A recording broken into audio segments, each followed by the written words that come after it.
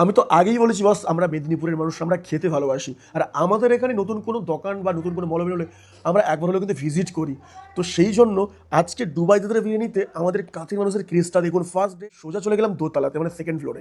ওখানেও প্রচুর ভিড়, মানে প্রত্যেকটা চেয়ার হচ্ছে একদম ফুল, আর মানুষ বসে আছে, দিতে পারছে না সার্ভিস, কারণ এত মানুষের ক্রাউডের ভিড় হয়ে গেছে। সবাই এই চিকেনটা ফ্রি দিয়েছে, বাস বাস চলো এবার এনজয় করো, ঠিক আছে? স্যার আপনি কি বিরিয়ানি নিয়েছিলেন? চিকেন বিরিয়ানি। চিকেন বিরিয়ানি, আচ্ছা। সঙ্গে কি চাপ দিয়েছে? হ্যাঁ, চাপ দিয়েছে। কেমন লাগলো? খুব ভালো। কেমন লাগলো বল? হ্যাঁ, খুবই ভালো। খুব ভালো লেগেছে। কি বিরিয়ানি খেয়েছি নিচ্ছি? হ্যাঁ, আমরা চিকেন নিয়েছি আজকে। আটজন? হ্যাঁ, আচ্ছা আচ্ছা, ভালো লেগেছে। খুব ভালো। তো তোরা পাসনি তো? আসছে আসছে, ধীরে ধীরে আসছে। ধীরে ধীরে আসছে, একটু সময় লাগছে, প্লিজ কিছু মনে করিস না ভাই, একটু সময় লাগছে। প্রথম দিন ফার্স্ট ডে তো এরকম হতে থাকে। হতে থাকে, মানে রাইস একটু, আর তোর রাইস লাগবে না? রাইস নিয়ে চলে আসবে বেশি করে। সব ঠিকঠাক? তোমার টেস্ট কেমন? না মন থেকে বল, দাঁড়া জিজ্ঞেস করি। কোথা থেকে আসছো? আমরা দীঘা বাইপাস। তুমি কি বিরিয়ানি, আমার বিরিয়ানি পছন্দ তোমার? হ্যাঁ পছন্দ।